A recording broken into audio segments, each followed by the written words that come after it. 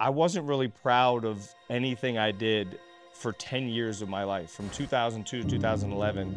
It's amazing how one or two bad habits can just turn into something that continuously goes down, down, down. But it almost felt like when you don't think it can get any worse, it gets worse.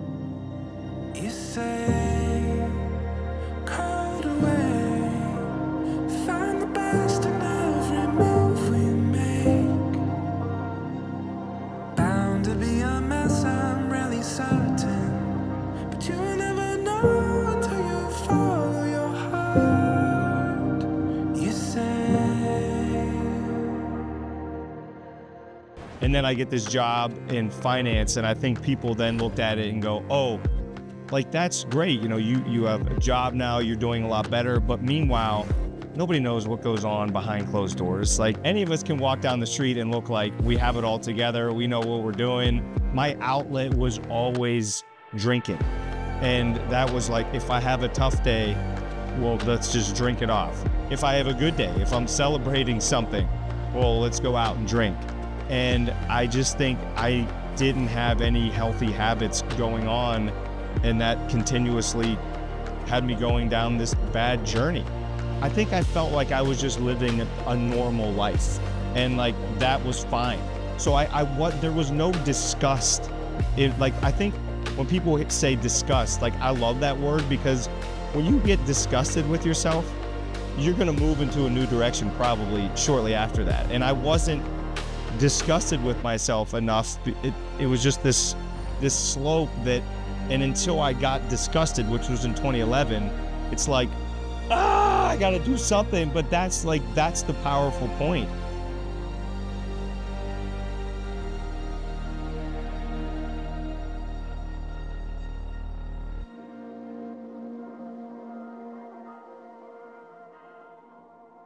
All right, dude. Well, hey, thank you, first of all, for being on the first Storycast. Dude, I'm excited about that. This is like beginning of an era, beginning of a new thing. Thank you for taking the time to be on this show with us. The point of this show is I'm fascinated by dreams. I'm fascinated by their meaning. I'm fascinated by the fact that we dream more when we're awake than we do when we're asleep. There's a reason, there's a cognitive function that is instilled into all of us that makes us dreamers, that makes us want to achieve big things. And I'm fascinated by the people who are going hard after it, that are making their dreams reality, like yourself. And so that's the whole point of this show. And so I want to start, like, why don't you just introduce yourself? Tell us about what you currently do, where you're currently, like, your life is currently at. I'd love to just get a 30,000-foot view picture of the life of Matt Scoletti. Yeah, so I appreciate you having me. I mean, I'm excited to look back like 20 years from now and go, I was the first guy on that show. So Matt Scoletti, I live in Pittsburgh, Pennsylvania. And if you want a snapshot of my life right now, it's a lot of what's going on right here, which is, I mean, when you talk about dreams, like, I start getting goosebumps, and I'm like, I really feel like I'm moving more towards my dreams now than I ever have in my entire life. And I'm 40 years old, so it's taken me a while to navigate life and try to figure out what I'm passionate about, what I like to do. And we can get into any part of the story you want, but I was a functional alcoholic for 10 plus years of my life. And to now do things involving healthy living, and I love running marathons, ultra running, and what I'm here for this weekend, race emceeing and motivational speaking, and now trying to help inspire others that are maybe going through a difficult time in their life. And I use my life as an example and setbacks that I've had, whether it's alcoholism, going through divorce, just a lot of different setbacks in 40 years. But I think on the other side of that, it's just a setup for massive success. And it's just the way that you look at it. And if you look at it like this setback's going to last forever, then it's probably going to last forever. But if you look at it as in this setback is just going to lead me to huge success, I think that belief can ultimately happen. So now I love race emceeing. So I'm the guy at the start finish line that's just having a blast with the crowd and the runners and the people that are there supporting the runners, and then get a chance to give a speech the night before. So I'm like, I've always been a high energy guy, but now to be able to put that energy into something I love is just me living my dream. And I often say, I think all of us, I was just on the flight with this woman and she's 65 years old. And she said something like, oh, I don't know if I could run a race now. And I was like, you're just getting started. Like 65, you could live another 35 plus years easily. I love it. So I love saying I'm just getting started, because I think at 40, I am. And I look around at these youngsters over here and I'm like, I don't know if you know how many more years you have to go, but it's like, you could just be starting this journey, whether you're in high school or whether you're 65 years old. Yeah. Dude, I love that. I don't know, something you were summoning the weather, man. The weather started. I know, that was wild, wasn't it? I'm like, I'm bringing Pittsburgh to you guys. I don't want to ruin it here. Dude, it was getting intense. I was like, all right, like, let's go. Like, this is going to be a good one. You know, I can do that just with my mind. I can just change the weather. We're going to talk mindset, literally like telekinesis. It'll start snowing in 3 minutes. Watch this. Exactly. Dude, I love, we met at one of these Run Windsor events, dear friends of mine. And I love these events, watching people in their passion, in their element. And I got to experience just a little bit of your element in your passion, just watching you MC. Like, dude, I've never met a person that can remember everybody's names as well as, like, I kid you not, I've met people good with names, but you're like great with names. Like, I don't know how you do it, but like, I was fascinated by, like, you would call out all these runners as they're running, you know, doing their rotations, doing their laps, and you would just like cheer them on, and like, you're like fantastic MC, dude. Like, it was cool to watch. Like, have you ever like watched somebody when they're like in their element and you're like, that's what they were like made to do? Like, that's what I felt like when I was watching you. I was like, that's what Matt is made to do. Like, I mean, I appreciate you saying that, and I'm working on getting better with names. And Jason, I appreciate, that's really nice of you to say. I was say, you didn't get that joke right there? Yeah, I got the joke. I was just gonna roll with it. Hey, okay. People call me all sorts of things. You could call me whatever you want. I'll respond. I'm calling you James the rest of my life. But no, I like the name thing. I learned this. It's a Dale Carnegie course I took forever ago, and they said the most important word in language is somebody's name. Wow. And it just hit me so hard. I'm like, that's so true. And I appreciate you saying that. I want to keep getting better at that. And I also know if I can get somebody's name down, just like saying their name, you could almost see it in their face. They're like, the guy on the microphone, like, he remembered my name. Like, that's really cool. And then these events where, like Weld Your Metal, where they're racing for 24 hours. Yeah. Now I want to get everybody's name down, because you start to build that rapport, and I think it could potentially help them go more miles than they could have gone without that. And I think I've seen it from the other side. So I've been the runner and have the MC saying my name, and I'm just thinking, when it's flipped around, I want to be that guy for them. Like, I want to help them and do my best to remember the name, and maybe even remember who's there cheering them on. Remember if their wife or husband or son or daughter is there. If I can remember that and link it together, then to me, it's just like, it just elevates the experience. And I appreciate you saying that too, because with me being in my element, because it's just so funny, because it seems like it should be easy to know what you're good at and what you were made to do. Right. And like, it's taken me 39, 40 years to figure out this is a path that I want to be on. And I'll share a quick story real quick. This MC thing, I had done some local races in Pittsburgh for a couple years, local events. And then I was down in Clearwater, Florida, just this past January. And I reached out to the race director and I said, listen, I'm going to be there anyways at your event supporting my friends. Do you need a backup MC? And he said, let me connect with the main MC and just ask him. And his name's Michael. This Michael, the main MC, came back and said, yeah, like, we need, like, it will be helpful to have a backup. There's a lot of runners. He's going to need a break. Come on down. So I got my big break because I just offered my service at no charge to them. I'm going to be there anyways. And being down there, there was other people down there that race directed other races.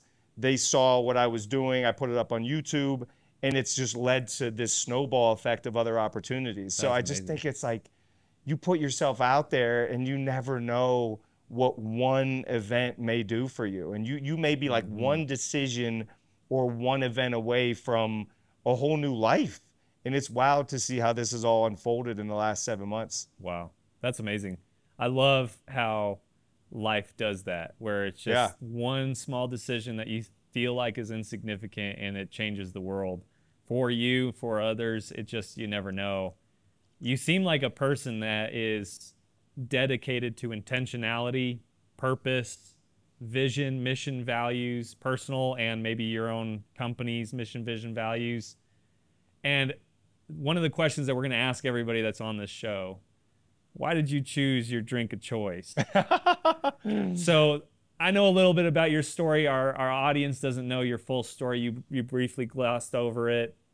Why water? What does that symbolize for your journey? And maybe if you want to get into the meat of your story a little bit, maybe we can go down that trail a little bit. But why'd you choose water? Yeah, no, that's a great question. And you chose sparkling water, which I like as well. Spindrift, please sponsor us. Yeah, there we go. There we go. Yeah. And Core. We could get either one. And We'll make Core. sure we get the Exactly. product posts right there. So, I mean, you see the shirt that I have on, Sober is Savage. So I'll give you a little background on my story. So I really had everything going for me in high school. I had 4.0 GPA, captain of the basketball team. I was dating the head cheerleader. Like, it looked like I had it all. And I went off to college, and I think it was this freedom and not knowing who I was, not really secure in who I was. And I started drinking. And freshman year, it was 4 nights a week. Sophomore year, 5 nights. And by senior year, it was every single day, every single night. I was hammered drunk. Like, it wasn't like 2 or 3 beers. I was bombed. And it was the freshman 15, whatever they say. I mean, it was more like 40 or 50 pounds by the time I got out of college. And I told myself, all right, I'm graduating college. It's time to change my life, get a job, move into the real world. And what I didn't realize is my identity was so wrapped up into being the party guy and the fun drinking guy. And I didn't hate that. Like, I liked the social aspect of it. And so I took a job in Boston telling myself I'm going to get out of this drinking scene. Meanwhile, the job was selling spring break travel packages. So not exactly the best way to get out of the alcohol scene. Right. And it got worse. I worked there for 2 years and actually got fired mainly because of my alcohol addiction. They didn't say that in the exit interview, but that was the issue. Like, I would come in hungover, and then we'd go to these events, and I would be more drunk than the people that we brought to the events. And it was embarrassing. And I came back to Pittsburgh and took a job in finance, and I still couldn't get it under control. So it took this rock bottom, which for me was 2011. And I had one of those moments where I woke up hungover Sunday morning, staggered my way up the stairs like I normally did. Oh, and I slept on the floor, which I normally did on the weekends. Staggered my way up the stairs and just looked at myself in the mirror. And for whatever reason that morning, I just took a longer look, and I'm like, oh my God. Like, I remember when I was 18 years old in the best shape of my life, it felt like you just had the world by the strings. And 10 years later, I'm unhealthy. Like, I'm the opposite of everything you just said. Driven, intentional with everything. Like, I was the opposite of all that. I was unhealthy, unmotivated. I was playing the blame game. I blamed everybody else. I was so good at this. I blamed my friends for drinking. I blamed God. I blamed my parents, whoever I could blame without looking in the mirror. And then that morning was like, it's one person's fault. That's it. And it's the person looking back in the mirror. And when I say that, I think that's empowering. That's not, like, if you blame yourself, it's like, now I have all the power to change it. If it's all my fault, now it's on me to make the shift. And it wasn't like that moment everything changed, but it changed from the perspective of I'm accountable to my life now. And just by chance, I met this guy His name's Chris Johnson. 2 weeks later at this, it was actually a business conference, but he was speaking about health and wellness. And I rushed up to the stage afterwards because he had struggled with overeating. And I'm like, drinking and overeating, like we both have a similar struggle. I told him my story and I said, will you help me? I don't know anybody that's as healthy as you. And when I share the story, I say that he believed in me before I even believed in myself. I didn't think it was possible. I think I was looking for somebody to coach me through it. And we still talk. Like I just talked to him last week. This is 13, 14 years ago. So it's a long way of saying like that started my journey into trading out beer and mixed drinks and shots for water. And it was a journey that I hopefully will never look back on, because the version that you see sitting in front of you, why would I want to go back to that person I used to be when really, and I get emotional thinking about it, but I wasn't really proud of anything I did for 10 years of my life. From 2002 to 2011, I can't tell you a good story, because I can tell you a silly story, like a funny story about drinking, but as far as a resume, there's nothing I was proud of. And I think this water, eating healthy, exercise, everything good that happened in my life has happened after that sobriety started.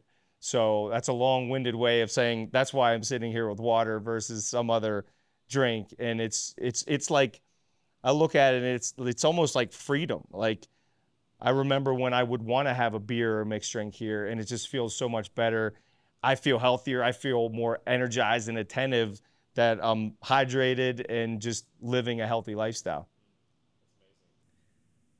In your intake form, there's like a sentence that stood out to me when you were describing your story. And the sentence led with the fact that you described how you came out of, high school. You were this star-studded talent out of high school. And then you started getting into drinking like you were describing.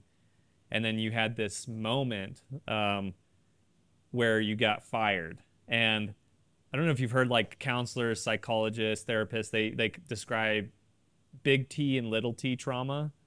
And I don't know much about it, but tell me. A brief synopsis is that like little T trauma is like, ouch, I stubbed my toe. Painful, sucks, but you move on with your day. Big T trauma flips your life upside down. One of those things that they have on the list of big T traumas, I mean, you talk about like money problems, death in the family, loss of a loved one, divorce, breakups, job loss is another big one. Yeah. It causes something to shift in us, and it totally derails our lives in a matter of a few moments. I found it no coincidence that in your intake form, you went right from that to the next sentence was, I hit rock bottom. I think it's important for us to talk about, as well as talking about the journey out of rock bottom. What is that stage of being from, you're not fully at rock bottom yet, but then you hit rock bottom. You have that moment of kind of, I would call it almost like a disgust with yourself. You're like, I cannot be this way. You journey out of it. But what's that process look like of tumbling down into rock bottom, like for people that might be there right now? Yeah. I seriously appreciate you asking that, because I don't want to go and make it sound like this was easy transition, because you made a great point. Like that was in 2007, I got fired. 2008, I got fired. And it really wasn't until 2011 that like the rock bottom happened. So for me, like on the way tumbling down, I think I was projecting my frustrations on other people, but it was ultimately just I was frustrated with myself. And I think it was just I had no idea who I was.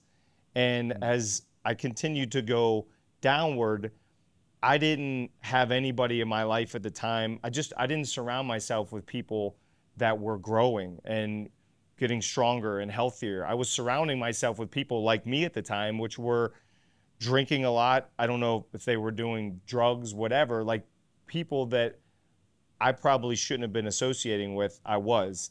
And it's just this slippery slope. It's amazing how one or two bad habits can just turn into something that continuously goes down, down, down. Yep. But it almost felt like when you don't think it can get any worse, it gets worse. And then it's like, and then I get this job in finance, and I think people then looked at it and go, oh, like, that's great. You know, you have a job now, you're doing a lot better. But meanwhile, nobody knows what goes on behind closed doors. Like, whether the only person that knows somebody 100% is us. Like, even if you're married, like, yes, you're spending a lot of time together, but you're not 24/7 together.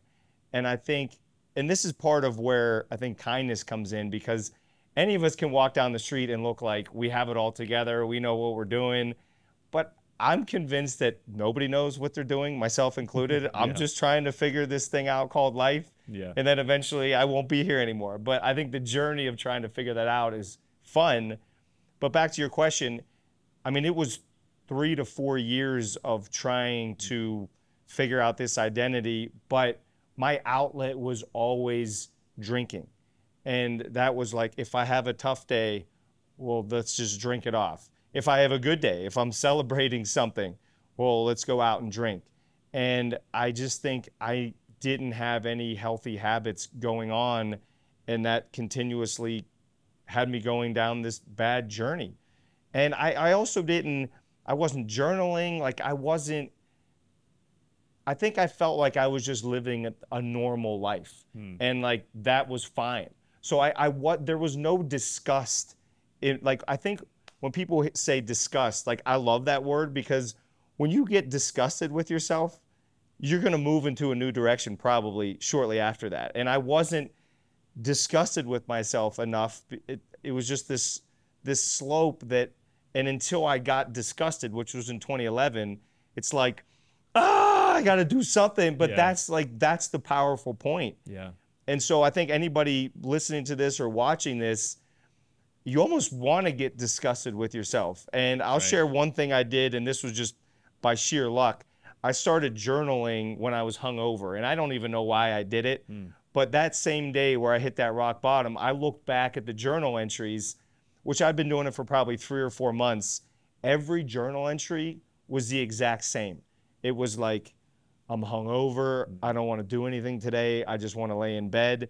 And I'm reading through these, and I'm like, if I would journal for 10 years, they would have all been the same. I'm like, do I want to live the same day the rest of my life with no great experiences?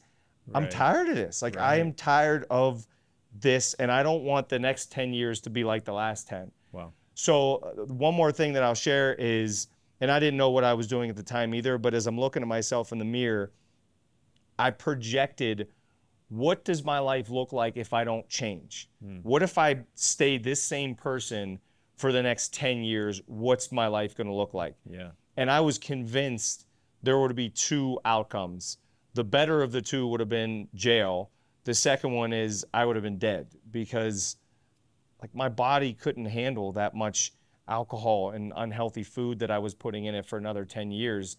And feeling that pain of 10 years in the future in that moment was like, I have to change. I don't want either one of those 2 outcomes.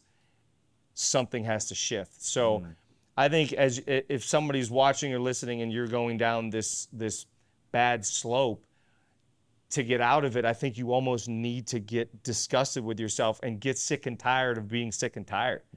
And then that's where the shift can begin. Wow. That's amazing. You told me about your favorite book, The Untethered Soul by Michael Singer. Oh, yeah. I had it on the plane with me. Amazing. On the flight here. I'm still in the process of getting through it. And, man, what a wild book. Yeah, it is. Good book. But there was a quote that stood out to me, and I want to discuss it with you, because it was in the end of first chapter or second chapter, I think, and it just hit me. But the quote is this. It says, "Stand firm in the seat of the witness and release the hold that the habitual mind has on you. This is your life. Reclaim it." Dude, I got goosebumps. I know. I was like, what a statement that summarizes you and your journey and just your process. So like, let's dive into a little bit like mindset. Yeah. Because you obviously had a mindset going into the valley. but you also had to recreate, reposition your mindset to get out of that deep valley of darkness to get to where you're at and consistently be where you're at today. So what did you change in your mindset? You talked a little bit about looking at yourself as the problem. Go into that a little bit more for me. Reclaim your life. I love that. You got me juiced up just saying that. I got to reread chapter 2. I was like reading further along in the book when I was flying here. I love talking about mindset. And I think to use part of that story of my life going in through high school, I never really had any setbacks in my life. And I mean, looking back, like I had a great childhood, a lot of stuff going for me, as we said.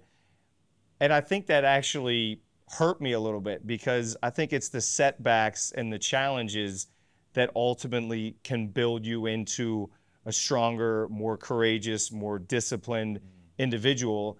And I often say that challenges build champions. And I think for me to get my mindset to a higher and higher level, we need to push ourselves. And I think this idea, I'm going to talk about this tomorrow night, of failure, I think that failure is fiction. I don't think it's real. I think it's just an outcome that we don't want. And I think, myself included, I didn't take chances because, well, what if I fail? What if I screw up? What if I look bad in front of the camera or on social media or in front of my friends? It's like, that's not the end of the story. Like, just because you go out and you try to run a marathon and you run 21 miles and then you cramp up and stop, you just ran 21 more miles than most people do that walk the face of the planet. And I would guarantee you the next time you're going to run 26.2 miles. So you learn from the experience versus saying, oh, I'm such a failure, I blew it, whatever. And I think it was Einstein, somebody said, like, the only way to never screw up is to never take any risk, or like never try anything new. Totally. It's like, I often think about, when we're talking about mindset, like when I'm on my deathbed, whatever that is, I hope to run a marathon when I turn 100, by the way. So hopefully I'll last longer than that. I can see it happen. That's the game plan. But I don't want to look back and have regrets. And I want to, like, the best stories normally come from the challenges and the screw ups that you overcome. So when we're talking about mindset, I will, and people think I'm crazy for doing some of this stuff, but I will purposely put a challenge in my way. Now I will, because I know what my life was like when there were no challenges. I was soft mentally. When something bad would happen, I would pout in the corner and I couldn't handle it because I wasn't used to facing challenges. And now it's like, I want to go out. Like just yesterday, I was running in Pittsburgh and I checked the weather and it was the hottest from 5 to 6 p.m. I'm like, okay, I'm going to go running at 4:45 p.m. because I want to be out there when it sucks the worst. And there's not a lot of people out there running then. But to me, that's how I can build the mentality of, I can handle when it's 94 degrees and the heat index is 105. Yeah, this is horrible. But then once it's done, I feel like I could conquer the world. It's like going in the cold plunge that we were talking about earlier. Every time, we'll do this weekend, it sucks every time. Like when you get in it, it's horrible. And then you sit in there and then 30 seconds in, you're like, it's not so bad. And then a minute in, you get used to it. And then 3 minutes in, you get out and you're like, bring on life. Like, I'm ready to go. Yeah. And I think it's voluntarily putting these challenges in your own way, whether it's running a 5K, whether it's speaking up in a meeting, signing up for a speech. It's just, even if it doesn't go perfectly, you're going to learn something, you're going to be out of your comfort zone, and you're going to grow. And I think that's where I'm learning about my mindset, is I need to be out of my comfort zone in order to keep that mindset growing. And I think whenever I stop doing that is when it gets scary, is when it starts going the other direction. Yeah. I mean, I've given a ton of speeches. I'm starting to do a lot more race emceeing. I can tell I've given over 500 speeches. If I go a month or two without giving a speech, the next time I get up there, I can feel it. I can feel that, okay, that didn't go as well as I thought. Why not? Well, because I haven't gone up and done it in 2 or 3 months. Yeah. So I think getting out of our comfort zone is like the ultimate unlock in life. Totally. Easy erodes, right? Yeah. And Yeah. failure is a friend. We see Ooh, failure's failure, a friend. I like that one too. like we see it as that that thing that we're scared of, and I think this is a John Maxwell quote, but he described failure and success as synonymous. You bounce between the two. You learn from failure, you achieve success, but success is so fleeting. It's kind of like that friend that's friends with everybody, but they're there 1 minute, gone the next. Oh It's yeah, like yeah. that felt amazing. I want more of that. But failure is that friend that's consistent and loyal to you. And if you can learn from its wisdom and teaching, you'll meet success more, but you won't care about success more because you've enjoyed the journey and the process of becoming along the way. I mean, and that's the win, right? Like it's Yeah. the journey that is the best. Yeah. And I love John Maxwell too, and I Dude, yeah. love that failure is a friend. I think he said failure and success are like synonymous Yeah, I like that. principles. Yeah. Yeah. So tell me, like, you clearly have mind, body, but I think there's also like an element of like spiritual, like enlightened thinking that you have, that you carry. And maybe it's not there. Maybe I'm sensing wrong, but I can usually tell when somebody's thinking at a higher level than just what's right here, and they're thinking about their impact for the greater good, their connection to something bigger than themselves. Like, tell me, like, at the end of the day, what do you hope that is left behind for the greater good, for the greater humanity through your life? That's a great question. And I want to share one story about that. When I Yeah. started speaking, this is like 10 plus years ago, a mentor of mine who was he did very well in the speaking world and still does. He asked me, do you want to look good when you're on stage speaking? And the obvious answer I thought was, well, of course I do. And he goes, that's your first problem. Mm. I was like, what do you mean? And he said, it's not about you. Wow. It's about the impact you're having on the audience. He said, your first problem is you're coming into every speech going, I want to look good, versus what am I providing value to the audience? And he was 100% right. And I would share these stories of all my successes and not talk about the alcoholism or the divorce. It's like, I'm not sharing the real story. I'm giving you the highlights, like a social media highlight reel. That's not really the story. So I'll also share another one, because I think when you say impact, I do think about legacy a lot, and I think about impact, and I think about, I feel most alive when I'm having a positive impact on somebody else. And I do this thing that I call the smile file. And I swear, if I died today, I would be like, that's the legacy, is what's in the smile file. So anytime, I've been doing this for about 10 years, anytime somebody says something nice to me or sends me a nice email, DM, letter, handwritten letter, I print it out or take the letter and put it in this binder, this smile file. Or if it's on social media, I'll screenshot it, and I read one of these every single day. And if it's a bad day, I'll read more. I'll read 4 or 5. And it's just like, how can you lose if you're reading examples of how you're having a positive impact on people? And I don't care if it's 3 people and you read the same 3 over and over again, or it's 3 million people. You've impacted somebody's life in a positive way. So I Love that. think about that constantly, and maybe too much, but I would also much rather have a deep conversation like this with somebody than talk about the weather or talk about, I love sports, but I would rather, let's talk about fears, or like what your goals are, what your dreams. Like, let's have a real conversation and learn about each other versus something that's surface level. And I don't know if that's because I'm 40 and having a midlife crisis, or it's just like, I would rather have these meaningful discussions. And like this, like, I feel like I know you better in 20 minutes of doing this than high school buddies that I've known for 25 years. And it's like, I'd rather have this level of a discussion. So I think spiritually, I mean, I'm a believer in God big time. And I think about that a lot. Like that's a big motivator for me, is especially with physical fitness, any event that I go into or I'm training for, I think like God gave me a strong heart, two legs, two arms, an able body. To me, that's like him saying, well, now go do something with it. Wow. Yeah. And I also know that I didn't do anything with it for 10 years. So I have some making up to do to God. I'm working on it, big guy. I'm working on it. But I feel so blessed to have the body I have, and I'm going to continue to use it until he tells me it's no longer able to push to these limits. So I love deep conversation. I love The Untethered Soul is a very spiritual book.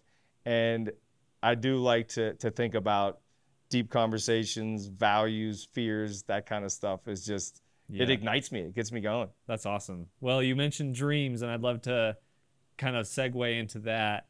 You've tackled a lot. I mean, like, I was looking at your resume, so to speak, and I was like, holy crap. I was like, geez, this guy's done a lot. And for our audience watching, like, they wouldn't know this because they're just watching you on camera, but you're also a tremendously humble human being. You walked in here, you sang the praises of the team. You were kind. You were in no way a diva.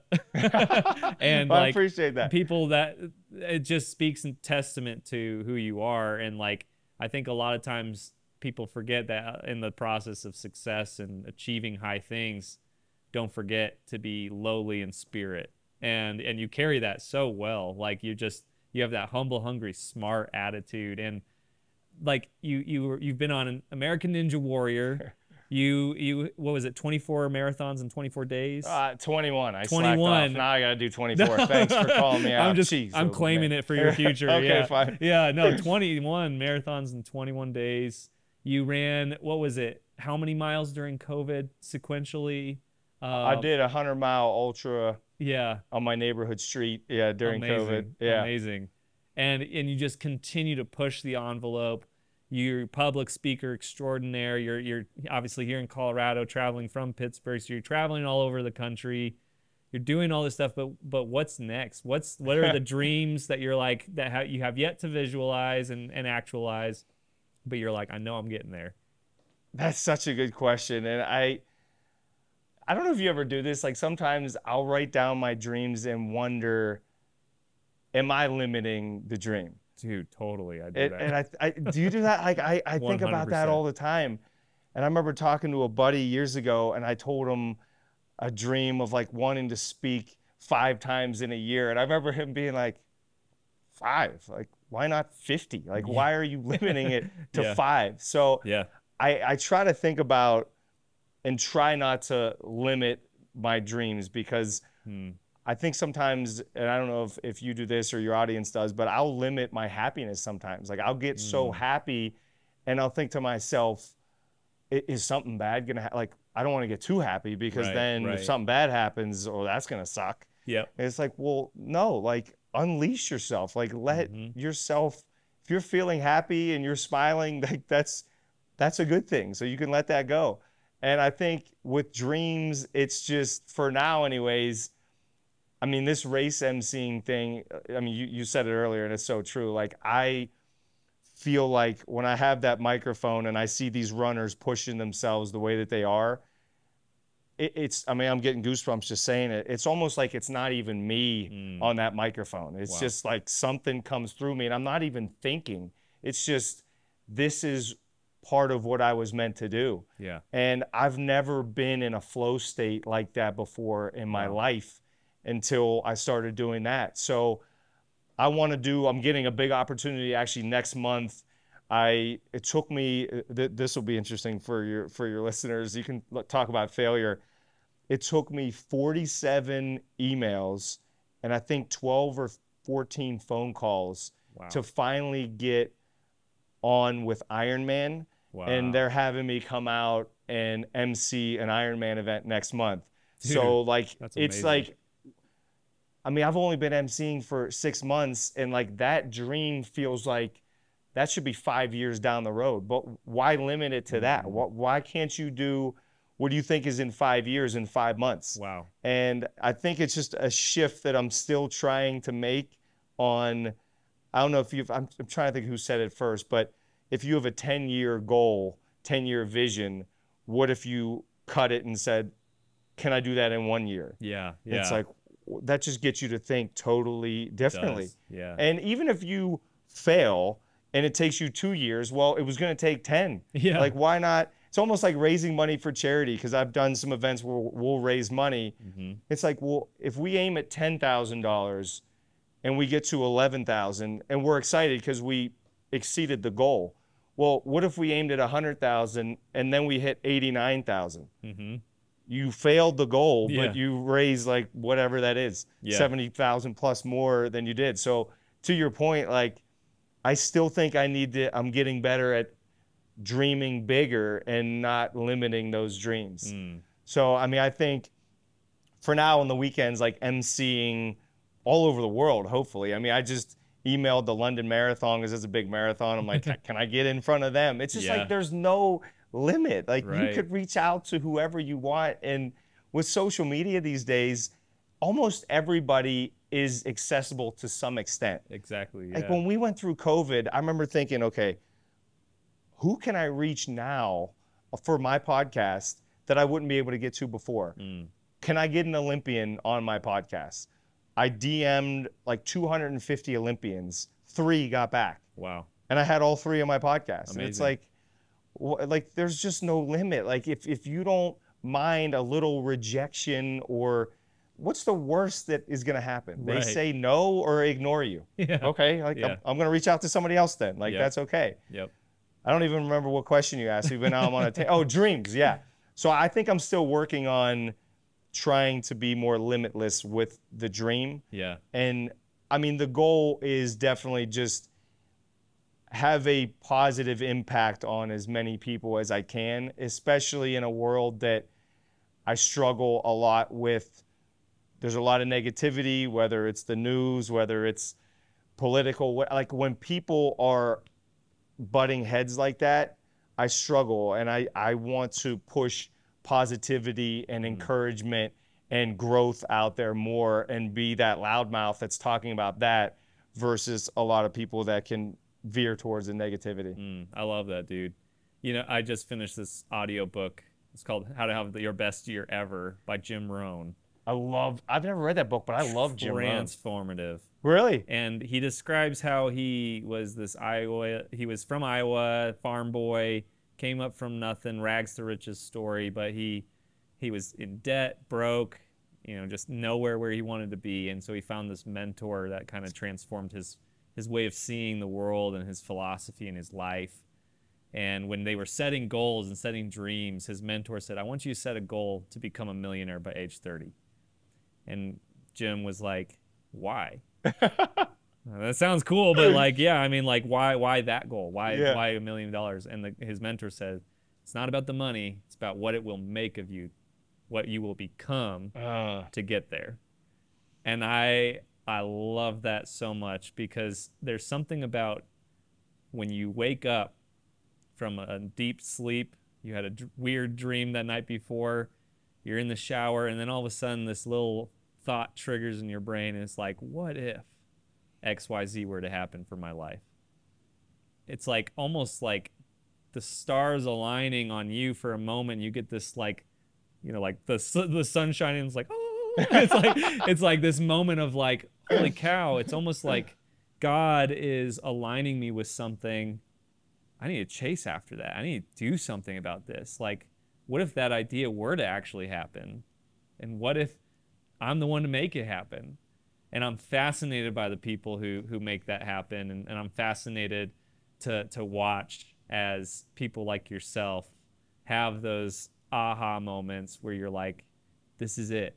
I'm going to email 250 plus race directors, Olympians, etc., to get 3.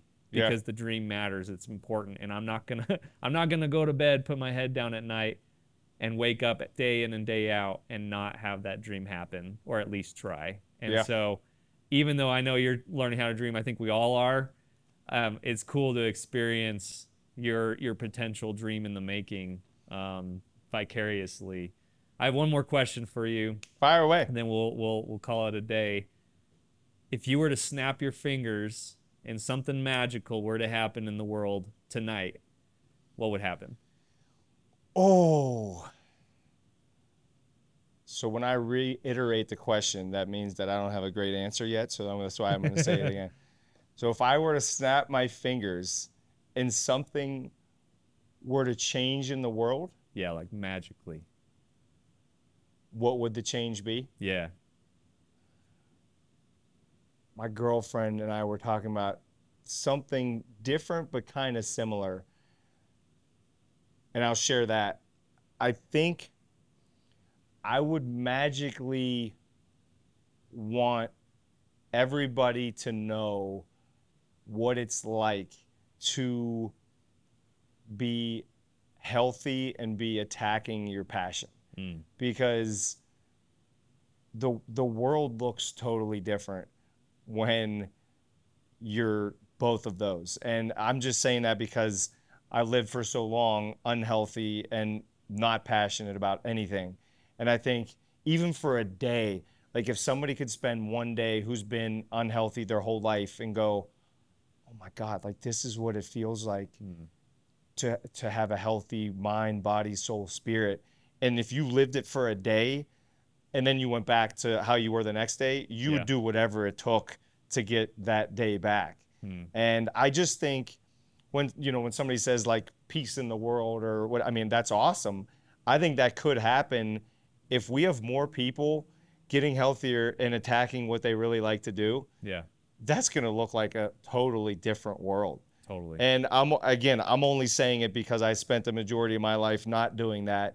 And now it's almost like the trees are greener, like people feel nicer. Wow. The world looks more energized when you're doing something that you really want to do. Yeah. And I wish that for everybody. And a lot of the schools that I go into and speak to, that's one of the messages is just, I would rather earn $50,000 a year, $40,000 a year doing what I love than $250,000 a year working a 9 to 5 that I just don't like. And I think to me, defining success, you have to define it in your own way, but it's not loads of money with no passion. I don't think that works. Yeah. So yeah, I would love to see, if I snap my fingers, everyone's healthy and going after their passion. And I think that changes a lot of things in the world overnight.